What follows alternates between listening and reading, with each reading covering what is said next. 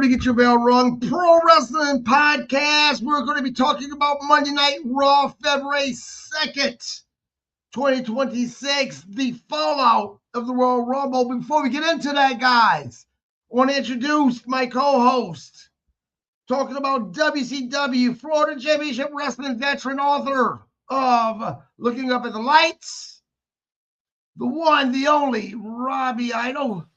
Also with us is a gentleman who also is a veteran from WCW, Florida Championship Wrestling, WWE, a Hall of Famer, the man with the best damn punch in the business. I'm talking about none other than the one and only, the Cooker, Bob Cook. Gentlemen, how are you? Good. How you doing? And Mick Foley confirmed that, by the way, Mark. He did. I want to get right into that because you, a week or so ago, was at... I wasn't there. Oh, I thought you were there. No, my friend Penelope was there. Okay, well, Penelope was there, but Mick Foley talked about you. First off, how did it feel to have, a guy that, someone you were in a business with, a co-worker, if you will, remember and talk about you the way he did? Well, part of it's kind of embarrassing, but the punch part's good. He's done that at a few of his shows, people have told me. Yeah, and look, guys, if this is something you always want to do, attend Mick Foley's one-man show, well, guess what? May 8th and 9th, FanFest 4. Part of that will be Mick Foley doing his one-man show.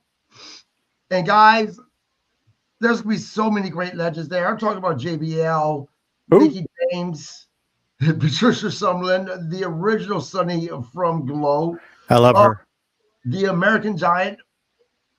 I like him. Good, good guy. The Cuban Assassin. Whoa. Harvey Kippelman. I talked to him the other day. Good, great guy with good sense of humor. I have all personal stories. Canadian Assassin, was that? Oh, man. You know what? If he didn't have a good sense of humor, he would have kicked my ass that day, but he didn't. And he probably could. He's up there in years, but he knows what he's doing. I wouldn't mess with him. And Bobby Fulton, guy that I talked to, great guy. Yeah. SICW.org is where you can get your tickets at, and as well as keep up with, they are constantly announcing new legends. To be there, matter of fact, Tommy Wildfire Rich was just announced today that he's going to be there. I'm super excited about that as well. But again, guys, March 8th and 9th, it's Illinois. SICW.org to check out all the details. Guys, tonight we're talking about Monday Night Raw. And I'll be honest with you, last night I'm like, okay, Monday Night Raw is pretty good. The show was above average to me. I was on the road. That I'm like, okay, I'm going to probably grade this, give it a B+ on a podcast. But then, the ending, and that's what I love about professional wrestling. One segment can make it be from average to above average to holy shit, I really like the show tonight. Bob, start with you. Man, what you think about last night's show? Well, can I interject something else first? Sure, absolutely. I was just thinking, Mick Foley's going to be at that show. The American Giant, a Malenko alumni, is going to, Tommy Rich, I wrestled him. Big deal. It was a big deal. He's a legend. But the guy with the best punch in the business is sitting here. What's up with that, Herb? I'm just asking. You know what? I know I'd have a shorter line than Virgil, but hey. You just mentioned that because Mr. Herb just said, good evening, gentlemen. Thanks again for last night, Mr. Herb. Bob Cook wants to know why he's not part of FanFest 4. Well, because I'd have a line shorter than Virgil's. I doubt that, man. And that's with him dead. I doubt that. You know what? I have people, look, when I first started this podcast, and it was just me and Mark, people were like, why the fuck I want to watch you two jambronis? But then when I said Bob Cook's on, they're like, oh, yeah, right. Yeah. I'm telling you, I'm being honest with you. But you get views on, can you tell how many people watch it on the Facebook? Yeah. We have an average of between 150 to 200 views. But this is what we say to the people who don't watch. Yeah, fuck you. That's what we say. Absolutely. Very much. But Bob, tell me, what did you think about, you know what? Mr. Hernandez, we have room for you, sir. You know what? Did we just confirm another legend live on a Get Your Bell Rung podcast? That's going to be at FanFest Road, Bob. Well, you know what? You won't have to have as much room because I started back at the gym last night. I'm going to the gym again tonight at 1:00. I'm back, Robbie. I don't. If you get mouthy on the show, I might challenge you to the fork. But no. I'm going to go for Pablo at the fork. That's what I'm going for. Pablo 1-on-1 at the fork. Forget it. I'm under drinking Mountain Dew and forget it. I'm not even going to the gym. Gas station challenge is what I'm doing. And guys, I was just talking what I'm talking about. If you don't know what I'm talking about, go buy Robbie Idle's book, Looking Up at the Lights, and you'll find out what I'm talking about. Go ahead. I was just talking to Nasty Ned about that the other day, where every once in a while we'd stop at a gas station, him and I would get out of the van like we're arguing, and we'd start beating each other up, and then we'd get back in the van and drive away, and people would be like, what just happened? But anyways, back to Raw. Yes. What was the question? Oh, no. Are we talking about the first segment or the show in general? Talking about in general before we get into it. It was okay. I thought the last part of it was really good. The Roman CM Punk. Yeah. Personally. Yep. Rob, before we get to you, my friend Sean Styles says, hey, I have me a podcast now too. Well, jeez. Drop where they can find you at, Sean. I don't mind. You know what? I'm all about promoting other people's podcasts, other professional wrestlers on this podcast. That's why I started it. Well, you know what I say. 10-year-old with a phone in her parents' basement's got a podcast. Big deal. I'm just kidding. Robbie, what you think about the Raw, man? Well, I'm going to interject something before we go. Yeah. Two things. All right. I'm not a legend, Mr. Simmons, but if you want that tied up in the undercard, I'd probably be available. Hey, we could sit next to each other and see who has the shortest line. That's right. And then, but the other, when you see, if I don't make it and you see Tommy Rich, tell Tommy to take your book and show Tommy that part, what he did, and say, you know, you contributed to his delinquency, Tommy. He's lucky he's alive. Reason that this dude took 20 to 25 asprin a day for a month. You know what? A week. I'm glad you brought that up. I swear to you, I'm going to bring your book. I'm going to tell him that you're a coach on my podcast. I'm like, why'd you try to kill my friend? Just reminded me I was supposed to take an aspirin for the heart stuff, I guess. I don't know what doctors are talking about, but it's an orange crunchy one. It's pretty good. But yeah, what did you think about the podcast? Jesus, what did you think about Raw? It was okay. The ending was really good. I liked the ending. It was okay. But the ending made it. I mean, right. When I saw we got about 20 minutes left, and I thought, okay, see Roman, and I'm like, really, we get 20 minutes of him talking, and then Punk, and the ending was great. Yeah, I agree. Sean Styles says Roman's promo with Punk, where he refs his Coke Cabana, may have been his best work in forever. And you know what? We'll get to that. But let's start with the first segment. Bron Breakker shows up, and man, he is losing his shit. He is pissed about the mask guy that I guess WWE's on a mask guy thing here. That he wasn't look, Bron Breakker didn't quite beat the time of the quickest guy to be thrown out, but he wasn't too far away from it. I like this because who is the quickest guy? Was it like Jerry Lawler when he got up from the desk? Who's the quickest guy when he got up from the desk and he got a punch right back up and went back and sat down and went, what happened?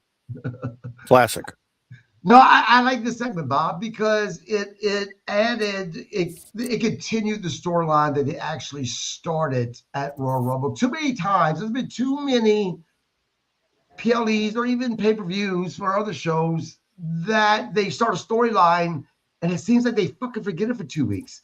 I appreciate WWE jumping on this right away. Bob, I know that oftentimes, not just you, not just Robbie, but I myself, we all complain about the 45 minutes of the first segment before we actually get to the first wrestling match. Was this a little bit different because it was the continuation of this hot storyline that they seem like they're starting? Yeah. It was fun to watch. Phony anger is always fun. Yeah, what was that? What happened? I heard that. I love Michael Cole. You know what? I love when he acts like he's shitting on himself because, I mean, probably is. You know, Robbie, your thoughts on this? I liked it. It was good. Yeah. It was good. And then having LA Knight come out there, so. Yep. And we'll get to that. Terry Zeller says Mask Guy was either Bob Cook or Scrap Daddy Adam Pearce. You know, this whole Mask Guy thing, there's fans that know, Jesus Christ. I mean, everything from John Moxley, which it is not because he is John Moxley. The fucking W, to I'm hearing that it was Triple H. I'm hearing it's Adam Pearce. I don't know why. Look, myself, and maybe I'm wrong, so maybe I'm going to look foolish when the guys reveal, but I don't understand how people don't see Seth Rollins because, like, as I said on our podcast after the Royal Rumble, when we did a recap, Seth Rollins has a pigeon toe walk. His feet come in when he walks. Go look at the fucking Mask Guy. He has that pigeon toe walk. It is Seth Rollins. Not to mention, and we talked about this, ESPN all but fucked up the fact that Seth Rollins was going to be there. So honestly, and this is just me guessing, Robbie agreed with me that possibly WWE had to kind of say, hold up, we got to do something different here with Seth Rollins because of fucking ESPN. I think this could have been something that they came up with at the last minute because of ESPN fucking up. Robbie, look, is there any doubt that this is Seth Rollins? Do you think this is John Moxley? No, it's not Moxley. It's Seth, and you wonder now, are they going to hold out? Are they going to keep Seth out till WrestleMania? Right. Or maybe Elimination Chamber, and then maybe Elimination Chamber and reveal him there. But yeah, you look at the build. The build, it looks like Seth Rollins. Yeah. No, go ahead. No, I'm just gonna say the build, and it just. I mean, I guess unless people are learning how to do the curb stomp there, because I mean. Right. Well, no, look, don't get me wrong. As I said, Seth Rollins has a very distinctive walk. Again, he's pigeon-toed. Now, would I put it past WWE to do what they did with the first Mask Guy? They had different guys play the Mask Guy to keep the fans guessing, right? Which is fine. I get it. I don't hate that idea. But do you think they're going to do that, Bob, in order to keep the fans guessing? Know what, Gerald? Dude, know what? I specifically post on social media that fucking Vince McMahon pulled double duty at Royal Rumble. He is the original El Grande Americano, and he was the fucking Masked Man. I agree with that. Bob, again, do you think that WWE is going to want to keep this going for a few weeks, as Robbie said? Possibly to the Royal Rumble, to the WrestleMania. And if they do so, maybe it would be a good idea to have different people play the Mask Guy to keep fans guessing. Your thoughts on that? Well, I know it's not Bob Cook because in order to do the curb stomp, you have to put a lot of pressure on that left leg to protect the guy. And my left knee's shot. So anyways, yeah, I'm sure they're going to do it. I don't mean to interrupt you, but let's just be fucking honest. And look, I don't blame you. If indeed it was Bob Cook as the Masked Man, that means WWE would be paying him, and he sure the fuck wouldn't be sitting here on this little ass podcast. So no, it's not Bob Cook. Go ahead, Bob. Well, you never know. We like to keep people guessing. No, that's true. That's true. Like Chris Jericho says, I got to do something in April. I'm not going to be in WWE. Guess what? He's going to be in WWE. But yeah, they're probably going to keep it. Who knows? Maybe Seth's not fully healed, and it could have been someone else. Could have been him, but he doesn't have to do anything with his shoulder. It's a curb stomp. Who really knows? Yeah, look, I've had a torn rotator cuff, and I went through surgery. Now I'm not saying that his was worse than mine or mine was worse than his. I don't know. I do know though that my recovery was very short, 4 weeks. So I have to assume that his recovery is better. And again, ESPN basically fucked it up when they did that interview with him. I mean, he was indeed going to be there.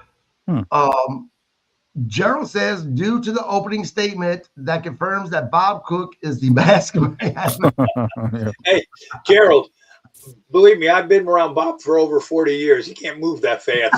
Oh, I could when I was younger. Shame on you. Now I can. Wait, whoa. You know what? Here's the bigger question.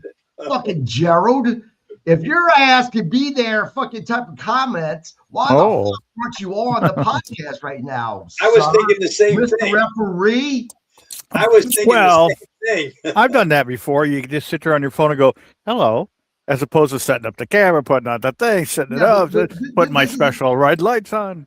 Bob, this is the difference. You and Robbie kind of get royal treatment here at Bell Rung Professional Podcast. And the fact that you guys said you couldn't be on, but you're in the comments, I would take it because you're the two guys that have legitimacy to this podcast. Otherwise, I would be no different than the other fucking basement dweller, Cheeto eating dipshit fans with just a fucking pointless opinion about professional wrestling. So, you guys add legitimacy. So no, we just add more pointless. Yeah. Legitimacy and wrestling in the same sentence. That's a little weird. I'm cooking for the kids. He said, I'm cooking for the kids. I got home before y'all started. Yeah, excuses. But tell your beautiful family. That's what I say to the kids.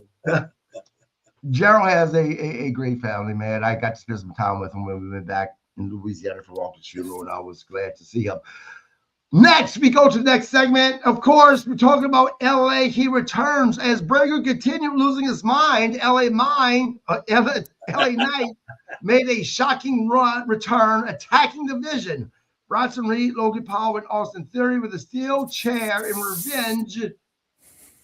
Now, look, this was my only problem with this. And we'll start with you, Robbie. For whatever reason, I'm just talking about for myself, that issue. Somebody get a shovel. his issue that he has with the Vision, and we're going back here a month and a half, if not longer, where Bronson Reed and the Vision basically attacked him, put him on top of the car, and gave him tsunami on top of the car, right? Right. I'll be honest. I completely fucking forgot about it. When I seen LA Knight attack the Vision with a chair, I'm thinking, man, what a sore loser heel move. Because I'm thinking this is him being pissy because of the Royal Rumble, him getting eliminated. So I'm thinking, wow, what a little bitch you are, LA Knight. But then they reminded me of what they did to him. Okay, now that makes sense. But did they remind us at the Royal Rumble? Did they? I don't remember. I don't remember. But here's the thing. Was what happened with LA Knight so insignificant, not memorable that fans just didn't remember it? And so is that a failure on creative's part? Well, I wonder if does WWE keep track of their story? Like Dusty used to carry along this notebook and had all this stuff written down. Back in the day, they used to, look, back when I was younger, watching Mid-South Wrestling and then Georgia Championship Wrestling, by God, they did a good job of making sure that those emotions were there before you seen what they were going to do. Go ahead, Robbie. Well, I remember them taking him out on the car, so I understood why he was there, why he, when he came in to attack him. So I remembered that part. But I mean, he was out for what, about a month? Something like that. So basically you're saying, no, it wasn't WWE, it wasn't Creative. Kevin, it was you. You suck. You're not no, because didn't they show, or did they show it afterwards? They showed it after. Okay. Yeah. But yeah, I remembered that part, that they had taken him out. So I remembered it, and I knew that was part of the reason why he was, going after him.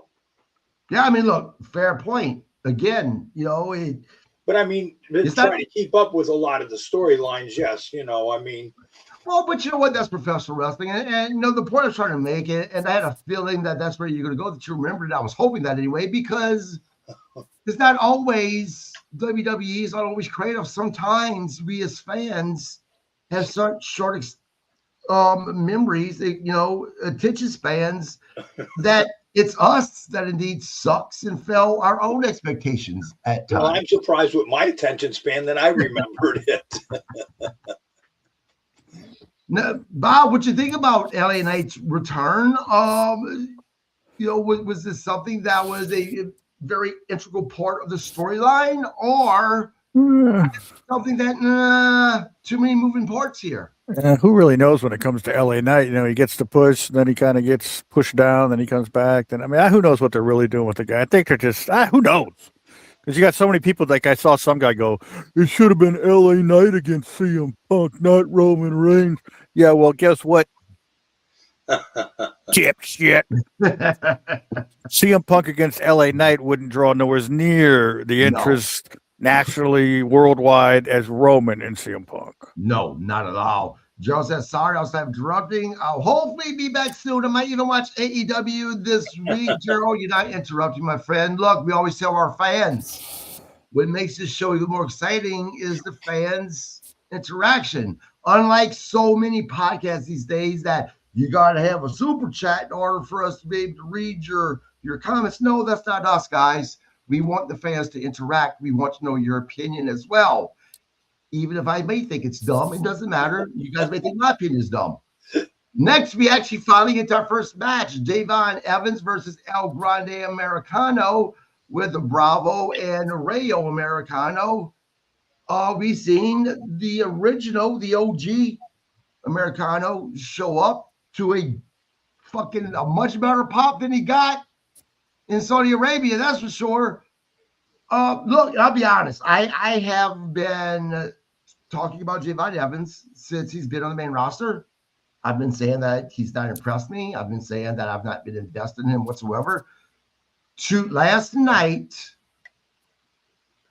he showed me something. This was the best I think he's looked since he's been on the main roster. I don't know if it's a matter of he's warming up to the guys that he's not used to working with, or maybe it's me. Maybe because of the exposure they've been giving him, maybe I'm just starting to warm up to him. I don't know. What I do know, though, Bob, is that he looked pretty good last night. Man, that his finisher, he got some fucking air on that last night. I'm like, holy shit. Bob, what do you think about Javon Evans, and what do you think about this match? Well, I just had a message pop up on my screen. It's official, and it was from Adam Pearce. I don't know what he's talking about, but anyways. No, the kid's good. Goofy hairdo, though. It's something you'd see in like an episode of The Simpsons, or, he reminds me of that cheeseburger guy from Ring of Honor. Eat some cheeseburgers, kid, get a little bigger, but he is good. Yeah, I think the big thing that turns me off with Javon Evans really isn't so much inside of the ring as it is just, I don't know if this is just really his personality or the character he's playing. And we've talked about this, Robbie. He's so goddamn immature, and that drives me nuts. But again, professional wrestling is not made just for one person. It's not made just for me. He obviously has fans. Again, he looked good last night. Your thoughts on him in the match? I like the kid. I mean, I liked him when I was watching him at NXT. Match was good. But like to your point, like you say that he's goofy or whatever.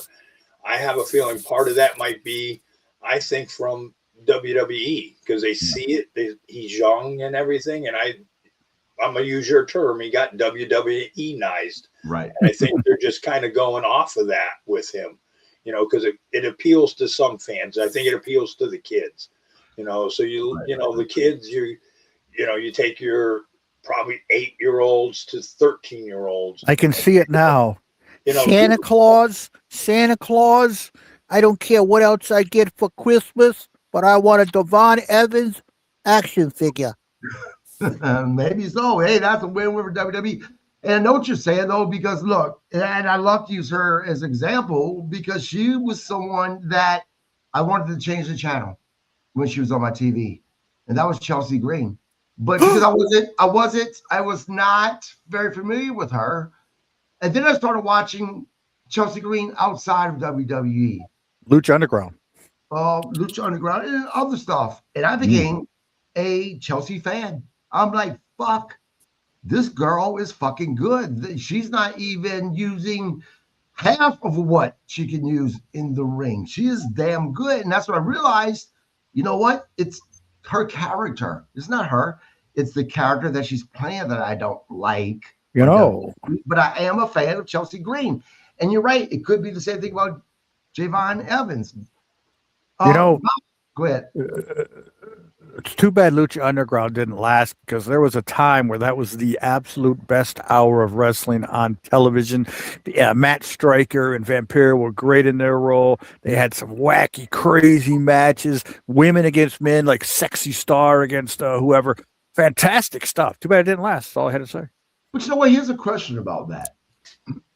And I just thought about that when you said that, Bob. And this is both for Robbie and for you, Bob. Are we hypocrites? When we talk about that, and let me explain to you what I'm talking about.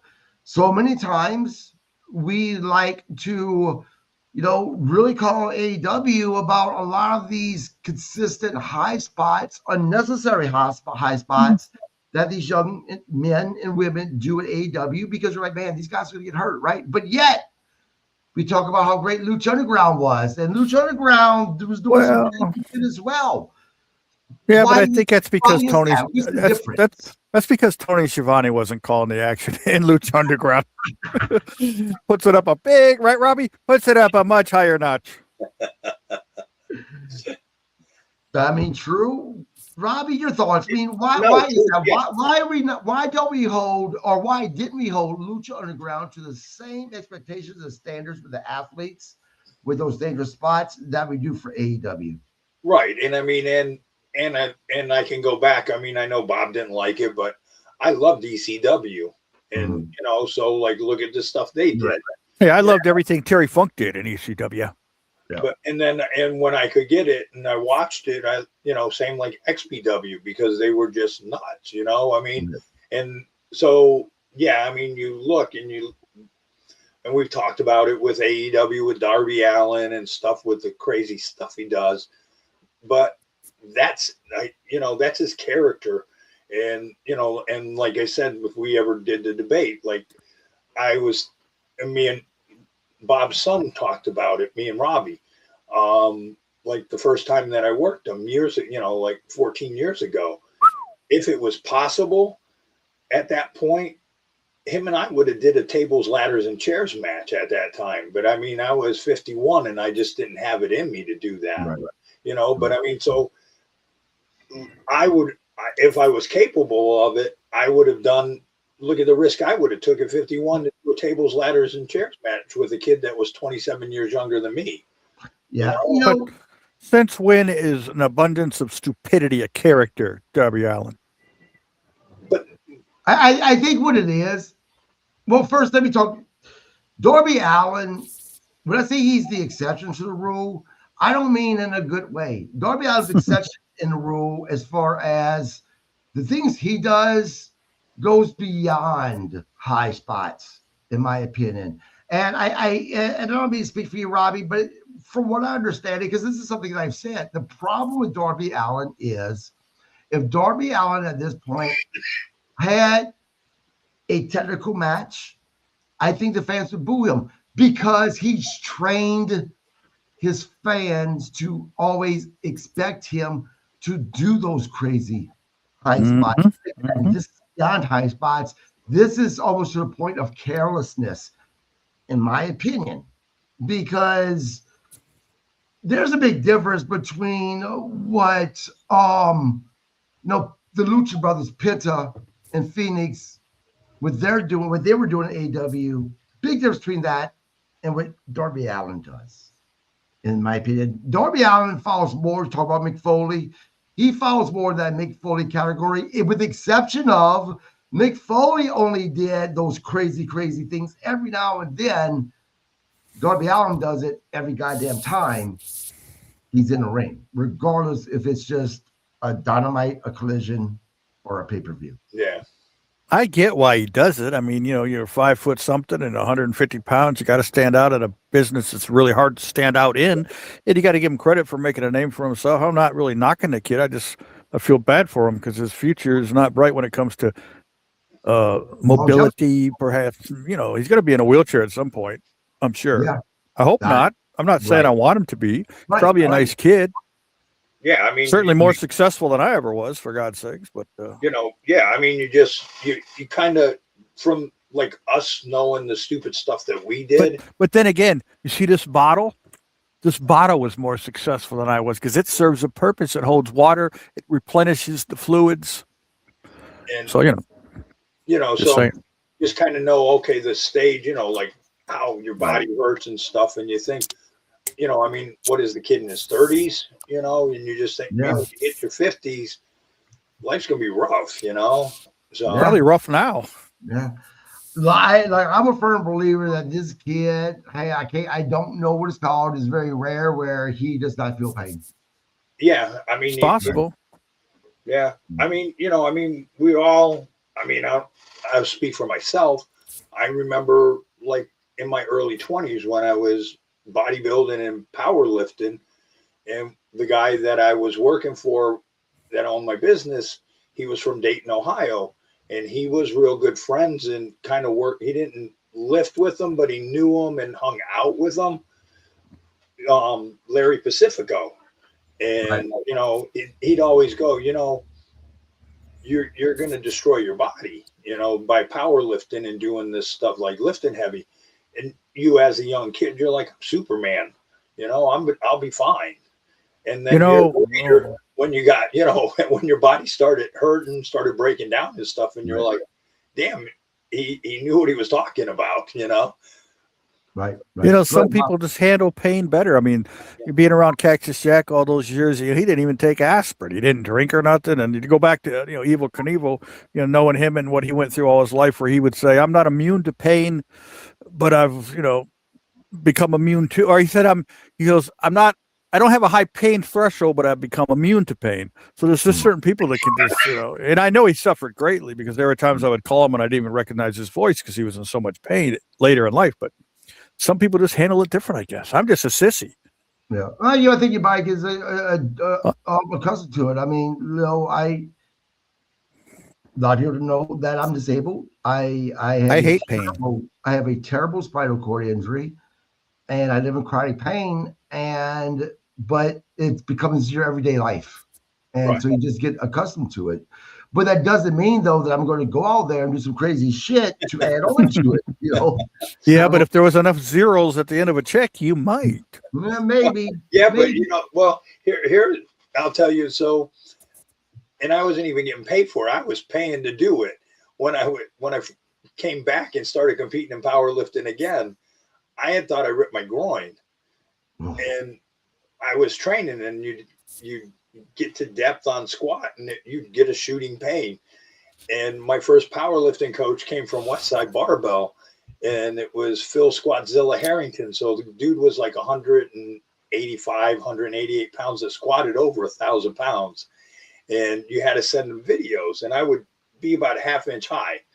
And I'm like, he would scream at you, go, you're too high. You're still high. And so my training partner goes, you need to get it checked. I go, after the powerlifting meet, I'll go to the doctor. And I go, I don't want to get it checked now because, figure it out.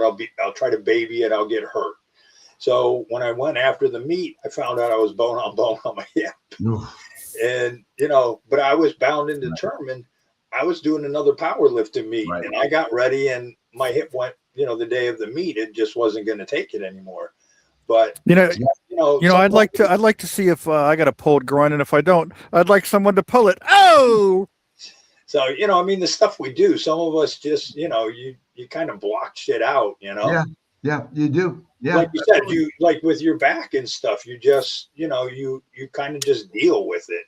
Yeah, I take my morning hikes because, but yeah, but this is what I say about pain. Yes. Absolutely, but you're right. I do that because I refuse to allow that to take anything else from me that is right from me. But again, I'm not climbing a tree and decided I'm just going to jump off just for a pop. No, fuck no.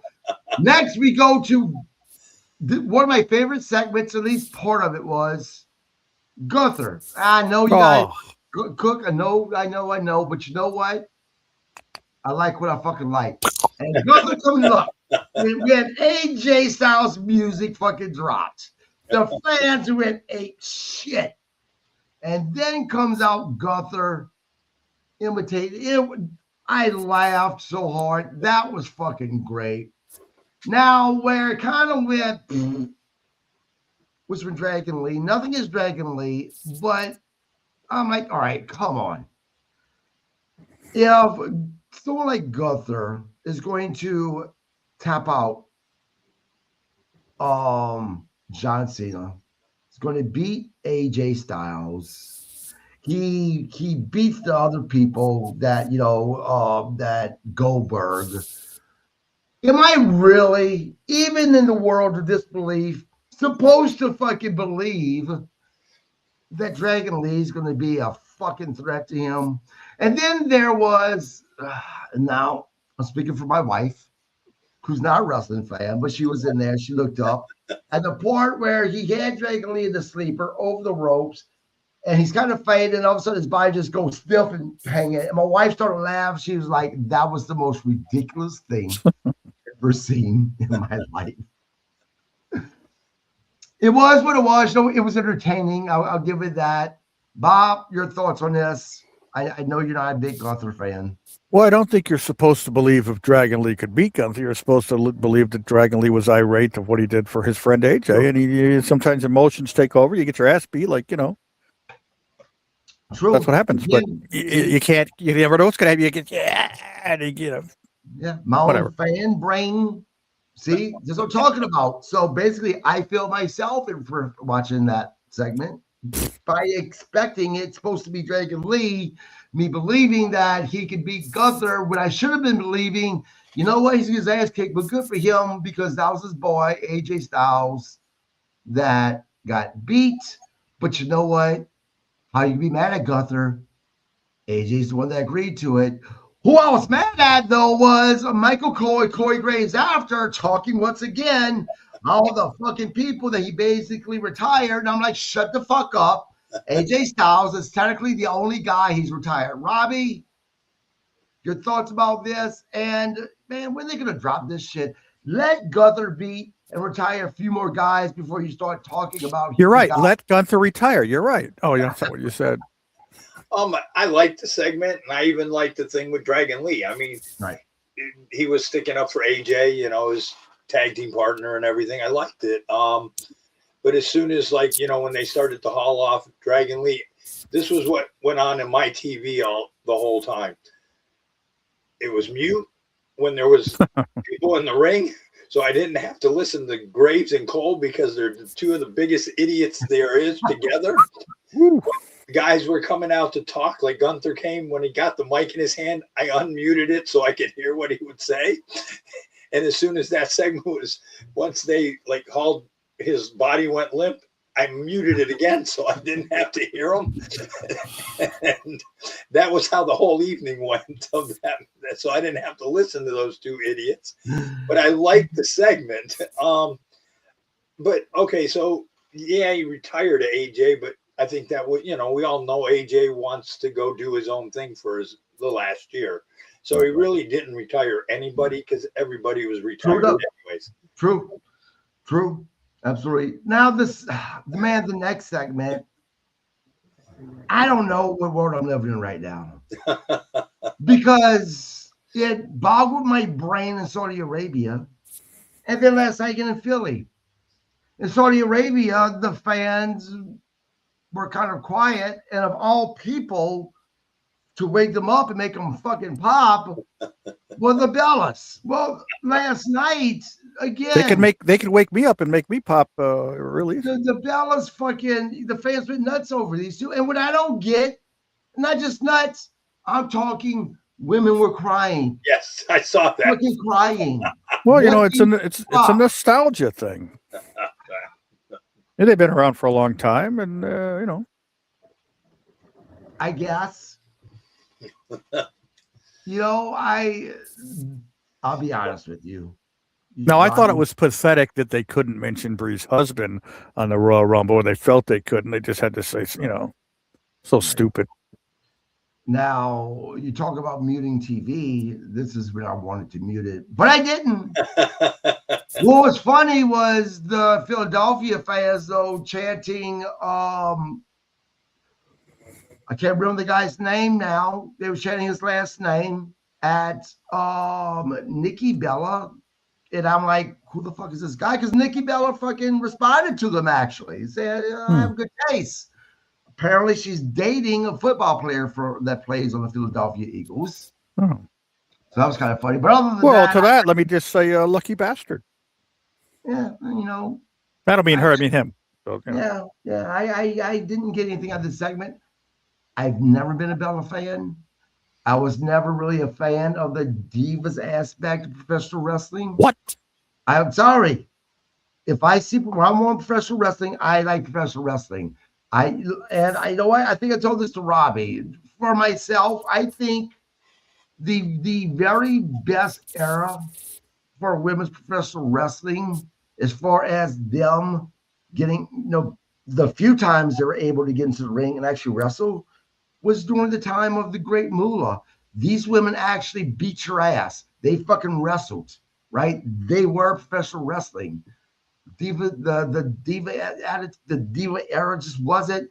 Yes, this era is good in the fact that we have so many women now involved in professional wrestling.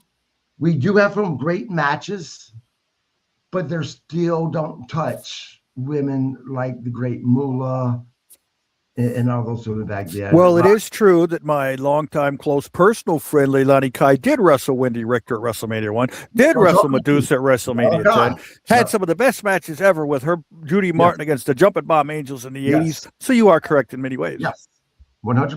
I love her, by the way. I love you, Leilani. You know that. Yep, absolutely. I completely agree. Robbie?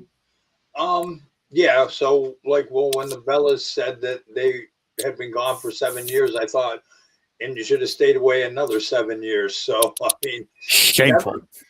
Never been a fan of the Bellas. Now, if the Bellas look like, let's say the Bellas were two Piper Nivens or two Nia Jax, we could say, okay, yeah.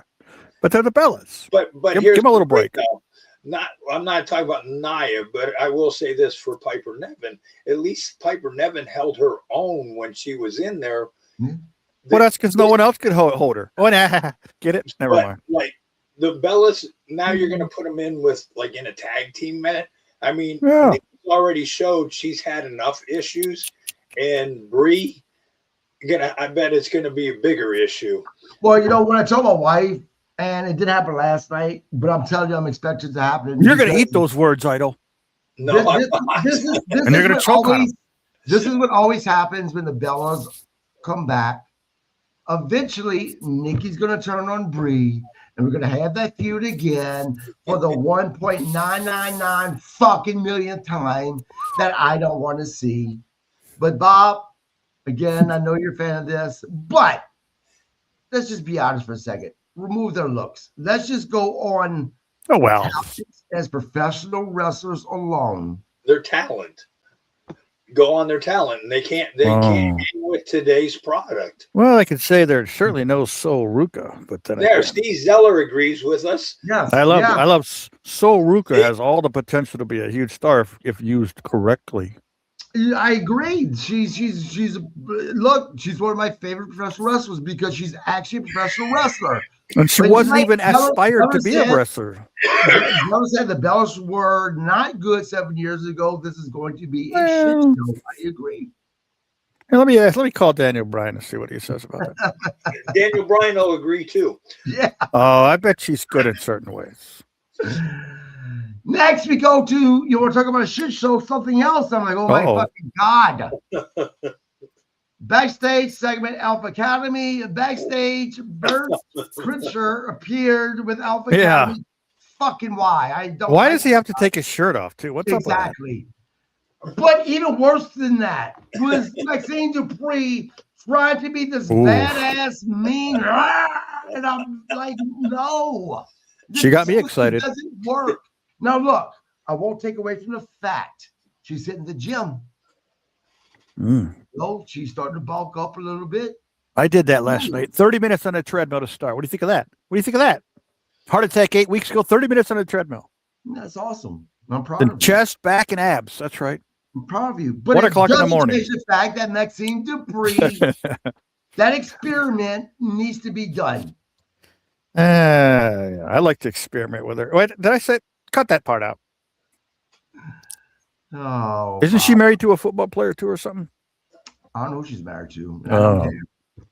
I want her off my TV.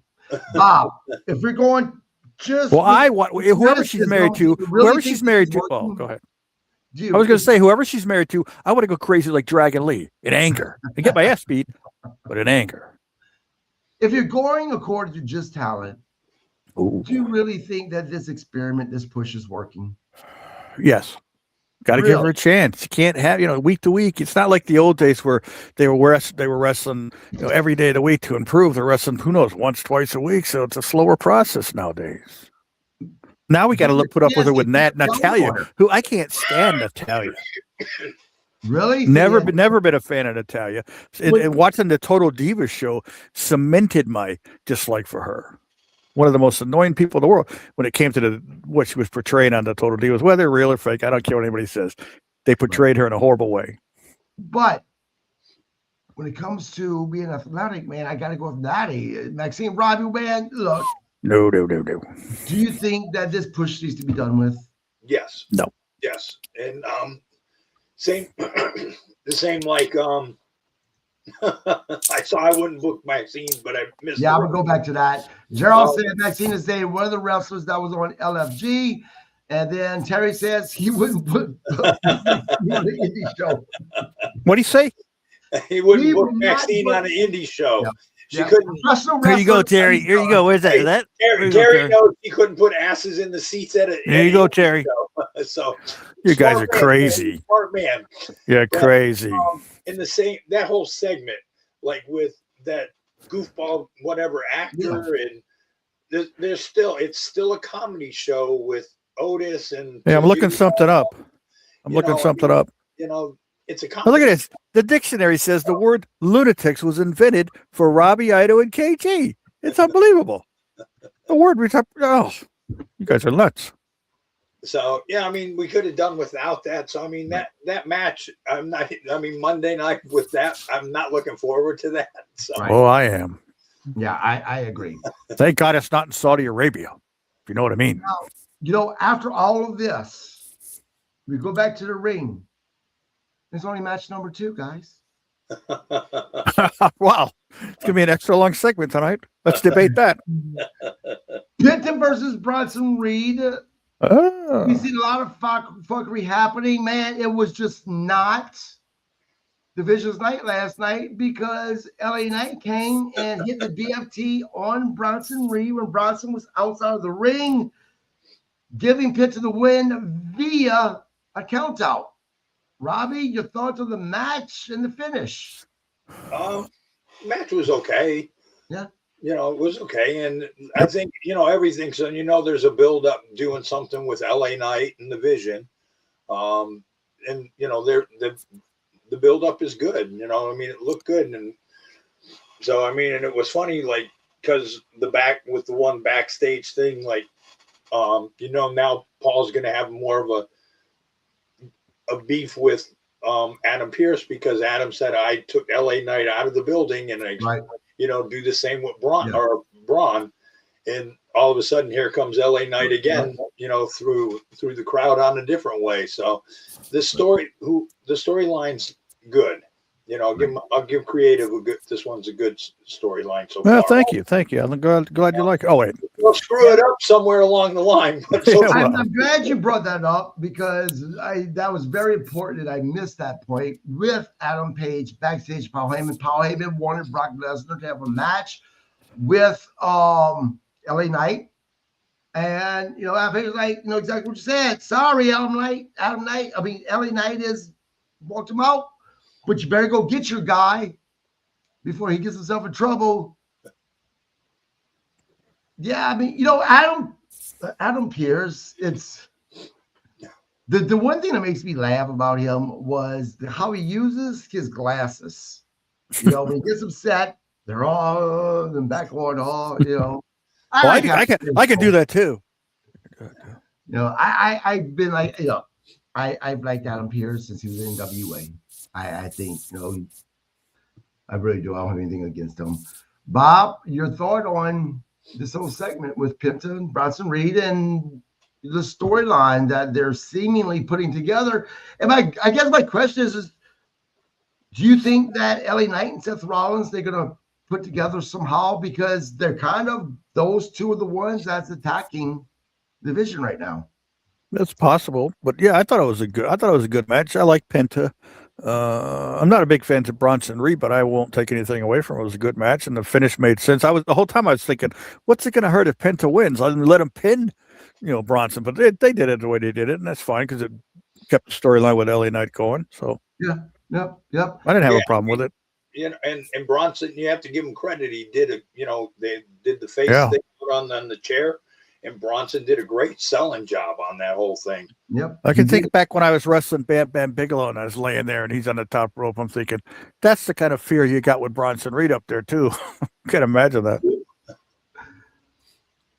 Now, the next segment, I was thinking to myself, if Bob is with us tomorrow night, I guarantee you this will tomorrow night? You doing it tomorrow night? You know, last night I was watching it. I'm like, this will probably be his favorite segment. Of course, I'm talking about, well, partially. First, we seen Dominic Mysterio come out. He's a little bit of size. Look, sorry. Was he? I was he? But then. He looked like he got skinnier. He looked like he got skinnier. The part that I'm sure that Bob Cook, the cooker, the superficial one, absolutely loved was Liv Morgan coming out. That's true. She came out. And, I love to watch her come, but I love to watch her go just as much. You know, she got a decent little promo, but then she talked about Raquel Rodriguez, her older sister, her best friend, introduced her. And Raquel Rodriguez said what she said, talking about she's going to get the title or whatnot. But then she's like, Liv, we got something to talk about.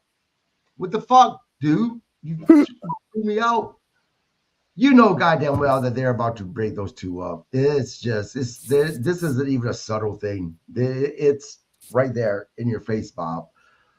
Do you think Raquel's going to interfere in Liv's WrestleMania match? Yes, that's where I was going. But this is the thing. Do you think that taking Raquel out of the Judgment Day, one, do you think that that's going to hurt the Judgment Day? And number two, do you think that they're going to, well, actually, I'm thinking about this, and something just crossed my mind, but I'm going to go with it anyway. Do you think they're making the wrong person the babyface? Because I don't think the fans are going to give two shits about Raquel. Liv Morgan is the one that needs to be turned to the babyface, because Liv Morgan gets a massive pop now in a good way. She gets cheers, Bob. Well, maybe they're going to change, turn Liv babyface after WrestleMania. I thought Raquel's promo last night was better than normal, personally. It was, and I'm not taking anything away from her. For some reason, though, she doesn't connect with fans as much as I think they thought that she would, even as a heel. Robbie? Yeah, I totally agree. I mean, there's just something that's not there. That's funny. That's what Kevin Sullivan told me about Robbie Otto years ago. He just doesn't connect with the fans. I don't know. I'm just kidding. It was Dusty who told me that.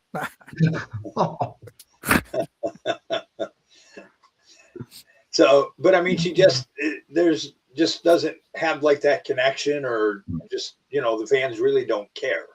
No, they it's just, but I will say this.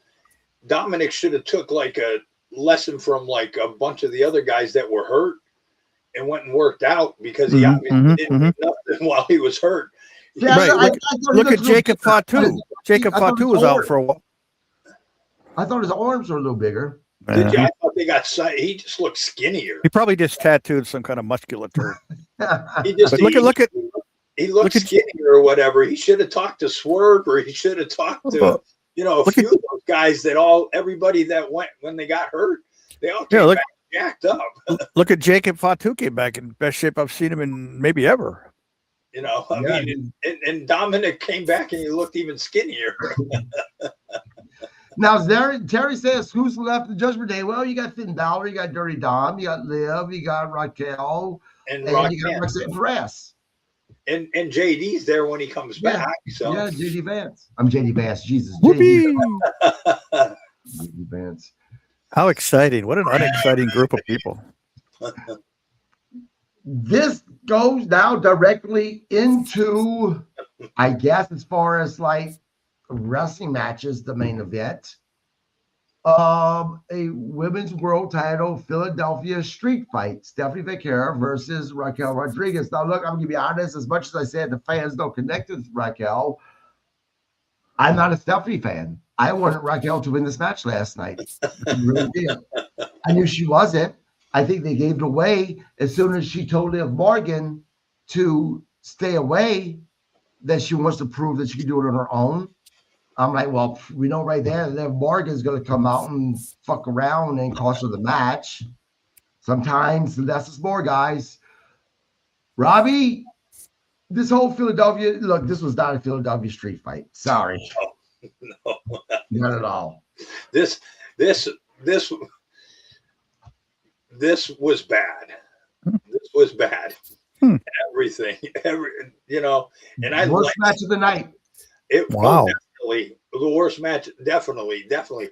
I mean, that, like when they did the Devil's Kiss, where on the stairs and on the, I think she did it on the announcer's table or whatever. It was horrible. That I mean, that those two things. I mean, but the whole match itself, like, somebody should have showed Raquel how to throw chairs in the ring or something. She couldn't get the chairs in. She couldn't get it to stay in the corner. But I mean, just even at the finish, that Hurricanrana off of there, she missed the table. I think she missed it because you heard the table crack. But I'm thinking she's not a small girl. How the fuck can she not break the table?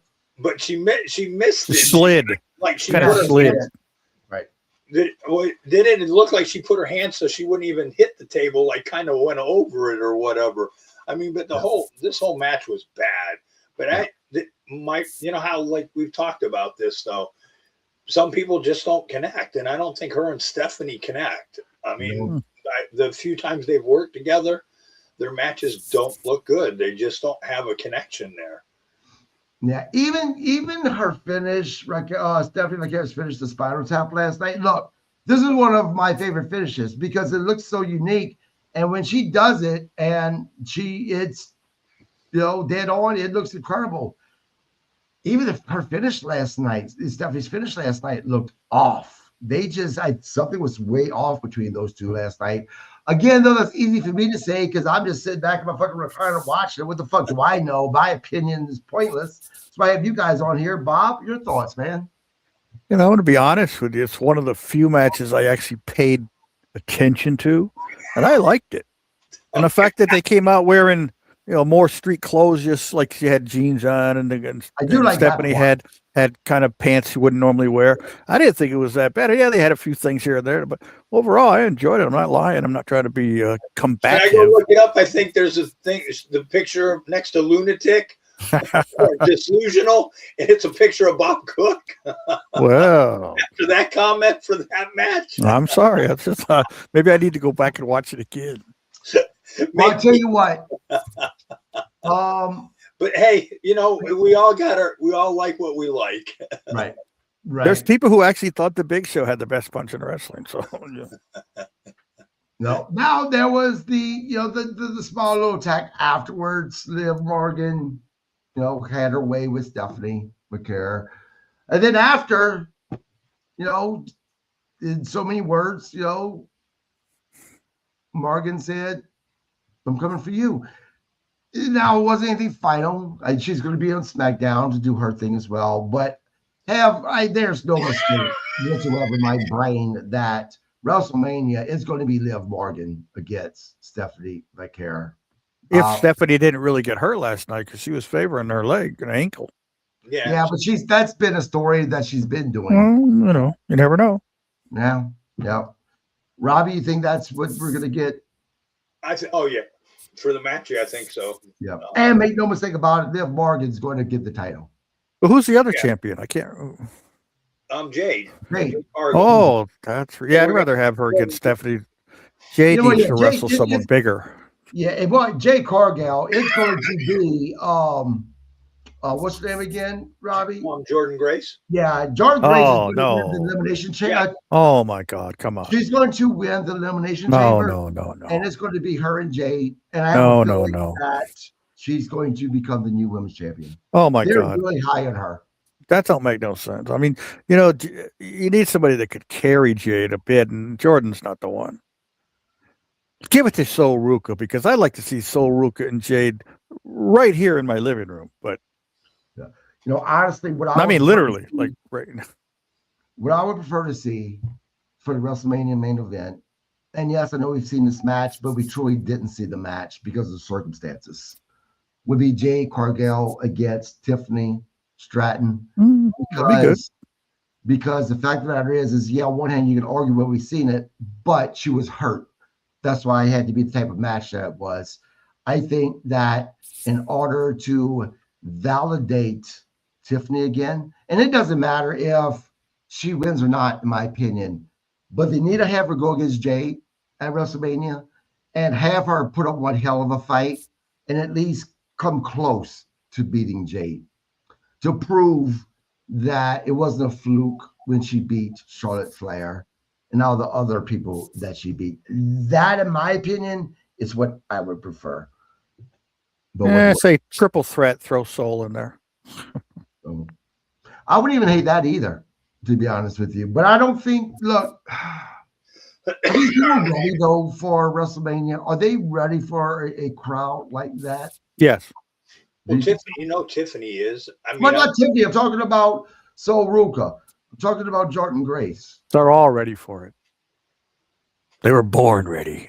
Yeah, I would think they'd be fine. I mean, they just wrestled in front of whatever 25,000. Yeah, that's different though. That's a Royal Rumble, and I have to believe a Royal Rumble is much different than a match where people are just solely focused on you. Well, I've never been in the ring. You guys tell me. There's one thing I wanted to mention that noticed in the street fight was the referee was calling the whole match to the girls. You could hear him telling them, belly to belly suplex. It's like, holy crap! Shut the mics off or something. Yeah, I missed that. Now they did make up later, right after the next segment was the Roman Reigns segment. Came to the ring, talked to the crowd. Seemed like he's going to give the crowd the choice. Do you want me to go against Drew McIntyre or CM Punk? It was obvious. CM Punk is the crowd's choice. And then CM Punk came out, and let me tell you, that was one hell of a promo by Roman Reigns. CM Punk gave a CM Punk promo. The guy is good on the mic, right? That's just not a shocker. Roman Reigns last night, in my opinion, proved that he should be where he's at least cutting, the promos against people like CM Punk, because there was a time that Roman Reigns, it was kind of rough. I loved it. Robbie? Oh, it was the highlight of the show. I mean, that's actually to me, that was the best part of the whole show. I kind of thought when like I said, with the 20 minutes and we're going to have to hear Roman, and I thought, we're going to drag this on. And then when CM Punk and it was the highlight of the show. They both were great on the mic. It was good. Yeah. So, I mean, I enjoyed it. It makes you look forward to them at WrestleMania. Right. Now, Bob, early in the week, Uso, I don't remember. I think it was not Jim, but Jay Uso got on the internet on his social media account. Uh-oh. and was kind of going over fans, taking up for his family. And I'm like, is there some real shit going on, And then Roman Reigns was cutting the promo talking about how CM Punk wouldn't even be around, wouldn't be wrestling really if it wasn't for his family. Yes, Roman Reigns' family saved professional wrestling according to Roman Reigns. And CM Punk was like, look, dude, you're nothing basically but a bitch boy. It's because of me that you are where you're at. I like it. Your thoughts on all of it? Yeah, I thought it was great. So what more can you say? It was a great segment. Yeah, both of them did their part, and the crowd reacted accordingly. Roman came off kind of they both kind of came off heelish, but it was more it came off as almost a shoot because they were getting a little personal. Yep. Hopefully it's all agreed to because that can lead to bad feelings and bullshit. But who knows? But I thought it was excellent by both of them. I mean, Roman Reigns told CM Punk, I fucking hate you. Yeah. And there's going to be a whole lot of hype if this is just the beginning of the type of promos that these two are going to be cutting on one another. Is going to add to the hype, is going to consistently raise the bar of what people are going to be expecting of this match at WrestleMania. Bob, do you think these two men will deliver? Will they meet the expectations that that bar is going to get set to? They will, but not in the eyes of the people who overhype it in their mind, because they're going to think, that's the way wrestling fans are. It's like fans that are, that was the worst Royal Rumble ever. Jericho wasn't there. Well, who said he was going to be there? Right. Nobody. You put it in your mind he was going to be there because his contract was up. You had it in your I think it'll be a great match, personally, because CM Punk, he's got something to prove. I mean, he always wanted to be in the main event at WrestleMania, a one-on-one match. Like last year, wasn't he in one of the main events? It was a triple or four-way, whatever it was. Yep. So if this goes the way it's planned, him against Roman, it's whether it's night 1 or night 2, the guy's dreams come true, and more power to him. Right. Now, Robbie, a match. You know what? That I just realized I did skip over, and I should have, because it's something I wanted to talk about. Was Obafemi. We thought we were going to have a tag team match. Yeah. And we see the War Raiders. Now, look, I am not a fan of the War Raiders, but WWE built these guys. They're multi-time tag team champions. Why in the fuck would you decide, as good as Obafemi is, to come in and to destroy a tag team that was your tag team champions? Look, this is the problem. Not only does this destroy the War Raiders, but this destroys all the great tag teams the War Raiders have beaten over the years for these titles, or when they defended these titles.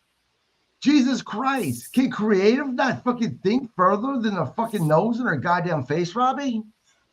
When I saw what they did, I went, first of all, I wonder what the War Raiders did to piss somebody off in the back, because you just buried them.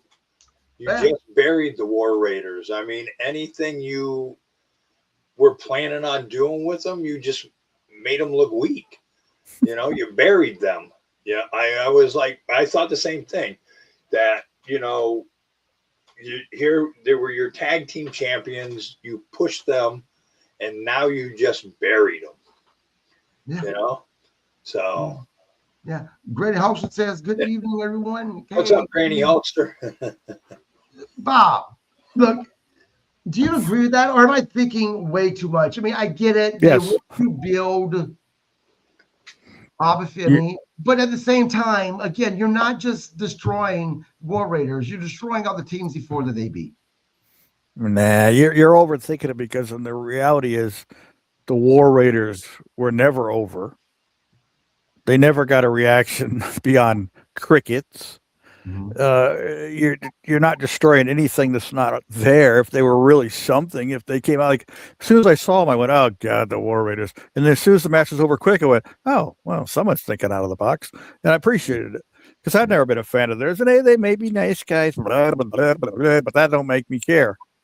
Right. So it doesn't. To me, it doesn't damage anything, and I don't see how beating them damages the other teams because those teams, who even remembers them? I mean, can you honestly remember a match between the Royal Raiders for a title against anybody where you went, "Holy crap, I got to watch that match again and again and again"? No. I mean, they've beaten teams like the Creed Brothers. But Creed Brothers, holy crap, they're like as bad as the War Raiders when it comes to no one gives a shit. This is what I say about all four of them right there. You see that? But there's other teams that I assure you, if I looked up, But the New Day? Oh. But it's still, to me, it still takes away. And look, we know the WWE's not hiring these guys because, for the love of fuck, they couldn't even have their own entrance music last night during TV time, right? They came out during a commercial. But nonetheless, I think it matters. Whenever I see, again, I'm not a War Raiders guy. I never have been. But when I see anybody who got a big push, who has beaten top level guys, and then they just got squashed, it frustrates me because that's just the way my brain thinks. No, maybe but I mean, Robbie. I agree with you. I mean, like I said, I wondered who they pissed off in the back. Because let me look up like psychiatrists for you too. You know, they held titles. They obviously WWE was high on them to bring them in, to take them from Ring of Honor, to bring them in and everything. So, you know, I mean, I agree with you. You kind of destroyed their credibility. Right. Now look, them looking like that destroys their credibility. I mean, I understand you're trying to get Femi over, but you know, you would have done it with other people, not like one of your top tag teams. Right. You know, no matter what he says, they are one of their top tag teams. Well, as far as we know, though, hold on. As far as we know, their contract could have come to an end, and maybe they didn't resign. Maybe that's why they're pissed off. Fuck, we can turn on Collision Saturday. Oh no, please no. And they'll be winning the tag titles. Oh my God. Yeah. You know, we live in a world where any day the nukes could be dropped. Any day, you know, an asteroid could destroy us all. I'm worried about whether there's going to be anybody at the gym later. I'm thinking about what I'm going to make for food tomorrow. Those are my concerns. Concerned whether the War Raiders were damaged because Femi beat them in 2 seconds. That's the least of my concerns at any time in my life.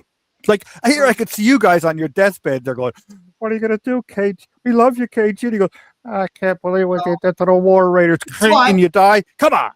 No, but you know what? When I'm trying to build a fucking product about professional wrestling, that shit matters. But guys that have been there for 10 years and never really meant anything to the bottom line, there's probably not 10 people that you could find that said, "I am going to this show tonight specifically because the War Raiders are there. I'll pay $200 for ringside seats. If they're not there, I'm not going." You couldn't find 10 people that told you that. No, I agree with you, but is that their fault or is that the fault? Yes, it is their fault. Being creative has treated the tag team division, because the tag team division as a whole for WWE isn't very good. I don't know. It's just. But I'm more concerned whether I can reach up and shut my phone off when we're done with the show than I am about the War Raiders. Because my back hurts. I was doing these extensions for the back, these like back rolls or something. I don't know, some kind of wacky machine for my back. Terry says War Raiders look like his WWF days. Yeah, they do look. They definitely a throwback gimmick wise. They keep put the War Raiders with Mantar, and you'd have yourself a triple threat of shit. Going back to Roman Reigns, Robbie, I want to ask you the same thing that I asked Bob before we. Sorry. About that. Like I told Bob, the bar is going to constantly be raised if these promos. If this is an example of we're going to be getting into WrestleMania, there's going to be a very high bar, high expectation for this match. Do you think that they're going to meet it, or is it going to be, they're going to meet it, but like Bob says, the fans fucking suck, so they're just going to bitch? Well, I mean, everybody bitches about everything, so what? I mean, You got Bob bitching about him because he didn't like the War Raiders. You know, we're talking about the war, and he's over there whining and pissing and moaning like a little girl. Damn it, that hurts. Where, you know, you're trying to build a podcast, and we're talking wrestling, and yes, even as much as it hurts him to admit it, they are one of their top tag teams. Okay, but. Yeah, I mean, if that's an indication of what we got last night and they're going to build on those interviews, and I mean, you know, like we said, it you know, at one point you wonder if it did get to a shoot or whatever, and you wonder, you know, or did they agree, okay, you know, gloves are off, nobody takes it personal, and we'll just, you know, we'll go at it. Yeah, it's definitely going to set the bar high. Yeah, you know, I mean, they both have been in the game for a long time and stuff. I think they, you know, they'll meet it. Right. Yeah. I mean, I'm kind of curious, you know, from now till then, how far are they really going to take these promos? Well, I'm wondering how much you're going to see Roman Reigns between now and then. I mean, that's one of the things I see him, and you know, that's the only thing that I'm not saying I didn't like it, but I'm just kind of like, really, that's so original. Was CM Punk, you know, hitting him once again on Roman Reigns being a part-timer. We've seen that so many goddamn times, but it still works because it still gets the fans going, ooh and ah, when they say shit like that. I believe that this is going to be definitely their main event night 2, which seems to be, you know, their real main event or whatnot. I mean, fuck, even Roman Reigns said, you know, or it might have been CM Punk, I don't remember which one said it, but they basically said SmackDown's the sucky show. That Raw is their show. I think it was Roman. I think Roman said that. Yeah. But hey, Robbie, do you need a coroner? I might. Yeah, and you know what? I'm going to set up, I'm going to figure some way. We're going to have this debate between you two. We'll make sure tonight we can get Michael on and Mark and let those two chime in. I think it'll be fun to see you guys go Well, the debate's over. The War Raiders suck, and no one cares if they were damaged or not. I guarantee you, if they were never on TV again, there's not one person that will tune into Raw, SmackDown, a pay-per-view, a PLL, whatever you want to call it, PLE, whatever, that would go, hey, honey, yeah, whatever happened to the War Raiders? No one's going to say that.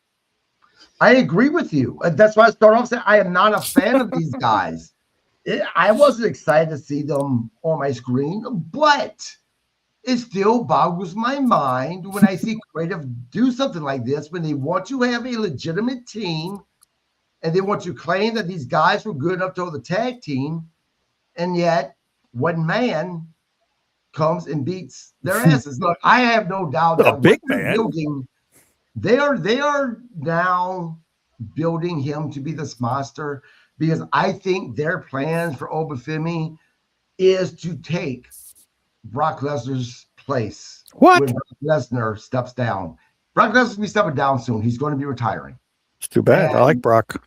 I do too. But I think this is going to be the guy that's going to be their monster. I just hope that they treat him like they did Brock Lesnar and let him be a monster, and not treat him like they did Braun Strowman, who started off to be the monster. Then next thing you know, he's losing every goddamn time.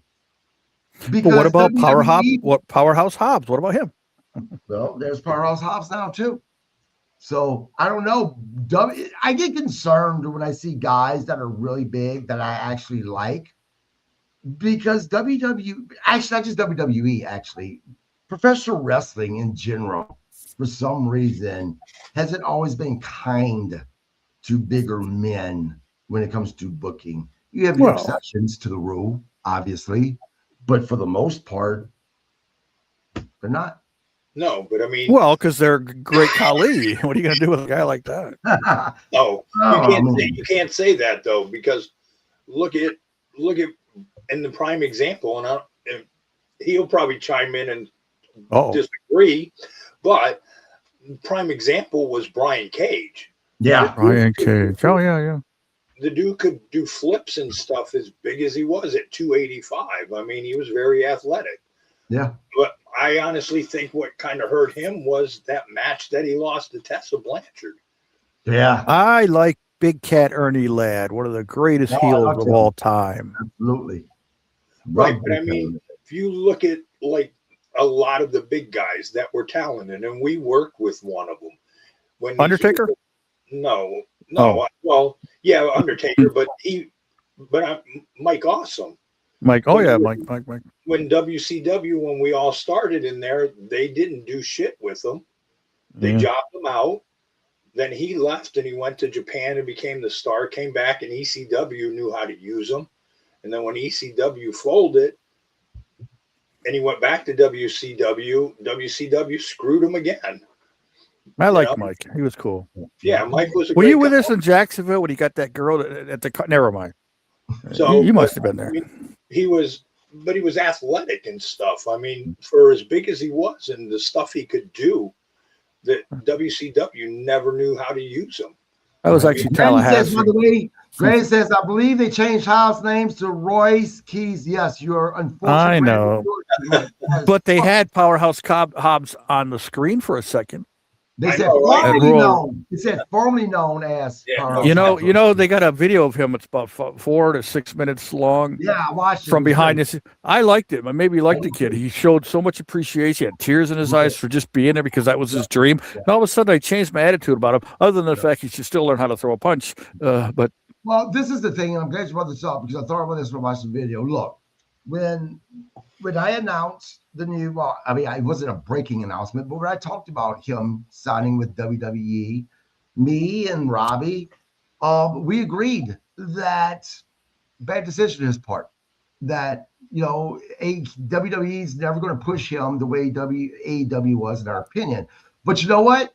I was wrong about that. Not so much that I think that WWE is going to give him that push. I don't know. What I was wrong about is this. Instead of being a little bitch like I was by saying he made the bad decision, what I should have said was congratulations, because this meant something to him, obviously. It's not all about fucking money. And that's what we were kind of talking about, right? That it meant something about. It meant something to him to be able to sign. Wasn't that what like react my initial reaction with that? And I'm going to say, even though he'll never see this, Powerhouse Hobbs, Royce Keys, congratulations, WWE. I wish you all the success in the world. And I do. I hope that he gets the success that he deserves in WWE. Isn't that like Penta was his all-time dream to become part of WWE? Yeah, but it was. And again, I'm happy that, you know what, it was emotional when he was there. But you'd have to be you're being less than genuine if you say that his star power has it's not shining as bright as it was in other places since he's been with WWE. Or am I wrong, Robbie? No, I totally agree with you. I mean, I guess, he's not here to defend himself, but Mike, what happened to Mike? I'm just kidding. He was the one that said, how do we know it's not their goal? Right. And he was right. He hit it on so we all have,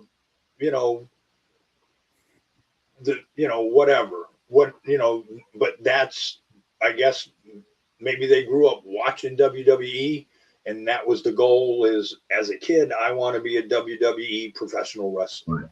And they got the chance to do it. So, there you are, good for them.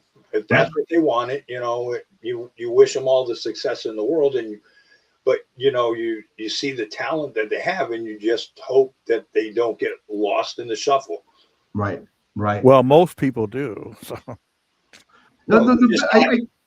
I'm sorry, I didn't mean to cut you off, but I just think WWE just has too many people on the roster and they don't know what to do with these people. The one thing I am wondering, though, with Powerhouse Hobbs, being that we've seen him make his debut on the Royal Rumble, we didn't see him on Monday Night Raw. So are we going to see him on SmackDown, or is he going to be at NXT? That's what I'm curious about. Probably the main event. Because they have a show called The Main Event. I've never seen it, but I've never seen it either. I see the thumbnails on YouTube. Right. Yeah, I mean, is he going to skip NXT and go straight to SmackDown? He should. But then one can argue if they did that with him. Do you think he's better than Ricky Starks, A.K.A. Ricky Saints? Yes. I don't know. 100 times. Do you? Yeah, I mean, to me, Ricky Starks, Ricky Saints, whatever, he's a Rock wannabe. He's a shorter version of the Rock wannabe. There's a lot of people who thrive in NXT, like Ethan Page has done really well in NXT. Yeah, he was one of the guys when he went to NXT, and I'm not invested in him. But when they brought him over with Shawn Spears and stuff, I went, they wasted money on these two. And he's actually done very well. Yeah. You mentioned the name Shawn Spears. Is he still at NXT? Yes. Yeah. This guy is so bored. You're talking about getting lost. Nothing in the main roster, WWE. AEW, not much. Back now, NXT. Look, you guys are both professional wrestlers. What do you think is going on with him? Is this something that he's just not getting it? Or is it something that he gets it? They just don't know what to do with him. Who knows? You just can't explain it. Yeah, but I mean, basically, when you saw him in AEW, all you saw was he was like attacking people with a chair. It's another guy with goofy haircut. And that was basically, that's what you saw. That was, they didn't let him. He really never had a lot of matches or anything. Right. He was just like somebody's sidekick. And now they got him like the leader of a cult, and and now him and his tag team partner haven't really wrestled, and now it's on trying to push him. It's on right now. Is it? I guess I don't watch NXT, but between all that, the War Raiders, Shawn Spears, all these other people, why this, why that, why not this, why not that? We have the most boring, generic, horrible physique, horrible posture, a guy who's being shoved down people's throats, Gunther, and we question anything else? You can't question anything when that's a product of again, and Mark and I talked about this. It blows, no disrespect, Bobby, it blows my mind that a guy that is such a throwback to one of the greatest eras of professional wrestling, in my opinion, and you call him boring. Don't get it. All I got to do is look at him. That's what I mean. My God, he's got a boring look, a boring delivery. Like, again, no physique, horrible posture. Go back to watch. And you're pushing him just because he can chop the shit out of you. Go look at the guys in your generation. They weren't these big, and that's what I loved about them. They were kind of like, they were above average because they were, better than the average guy athletic-wise, but they didn't have these goofy gimmicks. They were just these badass guys that will whip your ass, and that's why I love wrestling back then. I mean, but Gunther is at least pulling off the heel part. I mean, he is portraying and he's playing it well. Yeah. But you're like, you're saying, oh, he doesn't have he's not that bad physique wise. I mean, what do you compare him? Like, look at the guys in our era. Hey, he's no Dick Murdoch, let's be honest. But you had Dick Murdoch. Dick Murdoch could work. He was one of the best ever. You had Dusty Rhodes. Was Dusty in shape? No. He could go an hour. Right, but I mean, Gunther's gone close to an hour. Well, I'm just saying he's born. You can't explain why you like somebody, you don't like somebody. It's just what it is.